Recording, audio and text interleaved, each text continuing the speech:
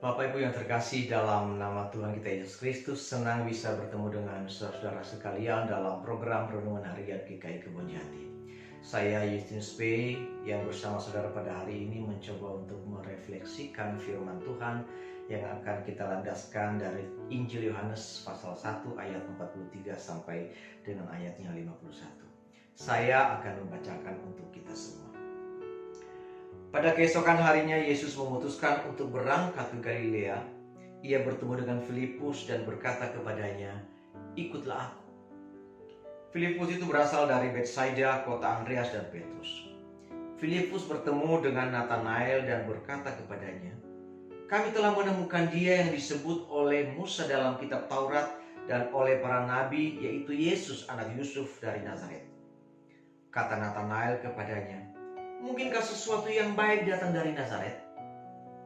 Kata Filipus kepadanya, "Mari dan lihatlah." Yesus melihat Nathanael datang kepadanya lalu berkata tentang dia, "Lihat, inilah seorang Israel sejati. Tidak ada kepalsuan di dalamnya." Kata Nathanael kepadanya, "Bagaimana engkau mengenal aku?" Jawab Yesus kepadanya, "Sebelum Filipus memanggil engkau, aku telah melihat engkau di bawah pohon ara." Kata Nathanael kepadanya, "Rabi, engkau anak Allah, engkau raja orang Israel." Yesus menjawab katanya, Karena aku berkata kepadamu, aku melihat engkau di bawah pohon ara, maka engkau percaya. Engkau akan melihat hal-hal yang lebih besar daripada itu." Lalu kata Yesus kepadanya, "Aku berkata kepadamu, sesungguhnya engkau akan melihat langit terbuka dan malaikat-malaikat Allah turun naik kepada anak manusia." Saudara yang terkasih, perenungan kita pada hari ini saya beri tema terjebak dalam kebenaran semu. Dan kita akan fokus pada perkataan Nathanael kepada Filipus dalam Yohanes pasal 1 ayat yang 46. Mungkinkah sesuatu yang baik datang dari Nazaret? Sepintas ini adalah kalimat penghakiman, kalimat yang menghakimi atau memvonis, yang mengeneralisasi pada sesuatu hal bahwa tak mungkin ada kebaikan yang berasal dari Nazaret. Nathanael menyatakan hal tersebut berdasarkan pada anggapan sebagian besar masyarakat Israel pada saat itu, yang dalam pandangan umum orang Israel, Nazaret yang adalah salah satu tempat di daerah Galilea yang mempunyai reputasi yang buruk. Dalam Yohanes pasal 7 ayat yang ke-52 juga tertulis, "Apakah engkau juga orang Galilea? Selidikilah kitab suci dan engkau akan tahu bahwa tidak ada nabi yang berasal dari Galilea." Nazaret, Kana dan Betsaida adalah daerah yang berada dalam wilayah Galilea.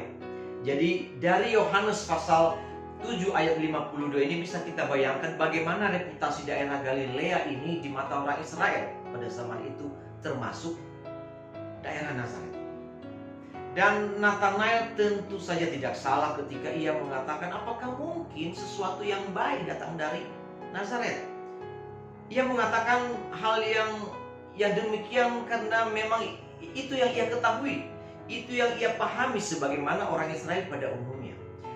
Bahkan Yesus pun memuji Nathanael dalam hal ini dengan mengatakan pada ayat yang 47, "Lihatlah, inilah seorang Israel sejati, tidak ada kepalsuan di dalamnya." Nathanael mengungkapkan secara lugu, mengungkapkan secara jujur apa pandangan negatif yang ia anggap benar tentang Nazaret, sebagaimana apa yang dianggap benar oleh banyak orang pada zaman itu. Namun saudara-saudara, pertanyaannya adalah, apakah yang dianggap benar itu sudah merupakan sebuah kebenaran? Atau apakah apa yang terlanjur dianggap salah tentang Nazaret itu harus semuanya serba salah? Anggapan yang disimpulkan dari informasi yang belum dicek kebenarannya hanyalah sebuah prasangka. Apalagi jika digeneralisasi pada semua hal yang jika tidak diverifikasi informasinya akan membawa kita pada kebenaran yang semu, yang menjurus kepada fitnah, hoax, penghakiman yang salah dan jahat. Dan itu yang terjadi dalam diri Nathanael. Sebuah prasangka yang disimpulkan dari informasi yang belum lengkap, yang belum ia verifikasi langsung kepada kebenarannya. Prasangka dalam Kamus Bahasa Indonesia didefinisikan sebagai pendapat yang atau anggapan yang kurang baik mengenai sesuatu sebelum mengetahui, menyaksikan, atau menyelidiki sendiri. Namun saudara, beruntunglah Nathanael tidak berhenti pada menerima prasangka tersebut. Lewat sahabatnya Filipus, ia diajak untuk mencari kebenarannya dan bertemu langsung dengan Yesus, sang sumber kebenaran sejati. Setelah bertemu langsung dengan Yesus, hati Nathanael tersentuh dan akhirnya mengalami perubahan cara pandang. Hatinya takjub mengetahui bahwa Tuhan Yesus sudah mengenalnya sebelum bertemu. Dalam ayat 48 Tuhan Yesus berkata, "Aku telah melihat engkau di bawah pohon ara." Bagaimana mungkin seseorang mengetahui apa yang dilakukan oleh orang lain padahal mereka tidak berada dalam ruangan dan waktu yang sama? Dan saudara, inilah cara Tuhan yang luar biasa dalam menunjukkan kebenaran yang hakiki, yang faktual kepada Nathanael, sehingga Nathanael mengakui bahwa Yesus adalah Mesias yang sudah dinanti-nanti itu. Nathanael sudah tidak lagi terjebak dalam kebenaran yang semu, sebagaimana nilai kebenaran yang diyakini secara salah oleh banyak orang pada saat itu. Saudara yang terkasih, seringkali kita juga seperti Nathanael menyimpulkan sesuatu yang belum tentu benar, mengeneralisasi segala sesuatu dengan salah. Hanya dari apa yang dianggap benar oleh banyak orang, kita sudah menyimpulkan dan menganggapnya sebagai sebuah kebenaran dan mengaminkannya. Kita termakan hoax, termakan gosip, berita-berita yang menyesatkan, dan tidak saja mengaminkannya untuk diri kita, tetapi ikut menyebarkannya lewat mulut kita, lewat jari-jari kita, melalui gadget kita masing-masing. Bahkan mungkin bukan hanya anggapan sesuatu yang di luar diri kita, bisa juga tentang anggapan negatif orang lain terhadap diri kita yang jika tidak kita verifikasi, jika kita tidak introspeksi, berubah menjadi nilai kebenaran yang semu. Padahal itu mungkin salah dan tidak benar.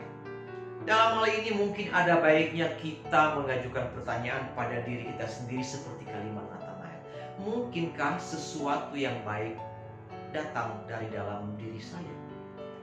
Itu adalah sebuah kalimat introspeksi untuk mencari kebenaran yang hakiki, kebenaran yang valid tentang diri kita, sehingga kita menemukan nilai kebenaran yang sejati. Berhati-hatilah dalam mengaminkan apa yang dikatakan oleh orang-orang, terutama yang hal-hal yang negatif yang kurang mengenakan tentang diri kita misalnya, atau tentang hal-hal lain di luar diri kita.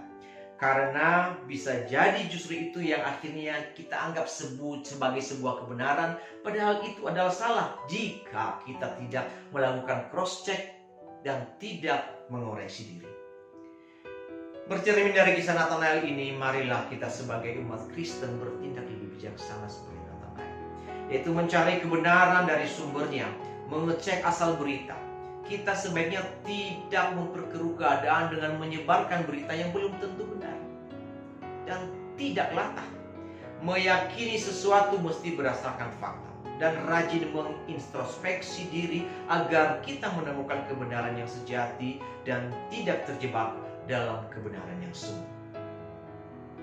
Bersyukurlah kita memiliki Tuhan yang selalu punya cara untuk menunjukkan kebenaran yang sejati bagi mereka yang percaya dan mencari.